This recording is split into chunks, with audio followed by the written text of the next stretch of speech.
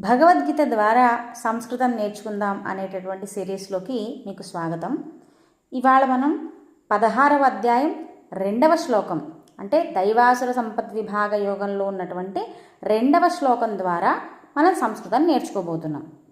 అహింసా సత్యమక్రోధః త్యాగః శాంతిరపైశునం దయాభూతేష్వలోలుప్త్వం మార్ధవం హ్రీరచాపలం.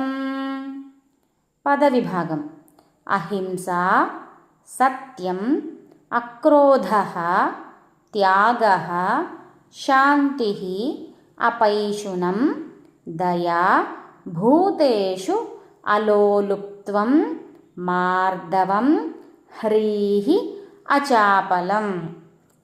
ప్రతిపదానికి అర్థం: అహింస మనస్సు, వాక్కు, శరీరాల ద్వారా ఎవ్వరికీ ఏ విధమైనటువంటి కష్టము కలుగజేయకుండా ఉండేదాన్ని అహింస అంటారు. సత్యం యథార్థమైనటువంటి ప్రియమైన భాషణ, అంటే ఇక్కడ అంతఃకరణేంద్రియాల ద్వారా చేయబడిన నిశ్చయమైన అదేవిధంగా ప్రియమైన వచనాలను పలకటాన్ని సత్యభాషణ అని అంటారు. అక్రోధ తనకు అపకారం చేసిన వారిపైన కూడా కోపం లేకుండా ఉండడం. త్యాగ కర్మాచరణమునందు కర్తృత్వాభిమానమును త్యజించేయడాన్ని త్యాగము అంటారు. శాంతి చిత్తచాంచల్యం లేకుండా ఉండడం. అపైశునం ఎవ్వరిని నిందించకుండా ఉండడం. భూతేషు దయా సకల ప్రాణుల యందు కూడా అపారమైనటువంటి కృపను కలిగి ఉండడం. అలోలుప్త్వం ఇంద్రియ విషయ సంయోగములను వాటిపై ఆసక్తి లేకుండా ఉండడం. మార్ధవం కోమలంగా ఉండడం. హ్రీహి లోక శాస్త్ర విరుద్ధ కార్యాచరణలను చేయడానికి వెనకాడడం అంటే సిగ్గుపడడం. అచాపలం వ్యర్థ చేష్టలు చేయకుండా ఉండడం.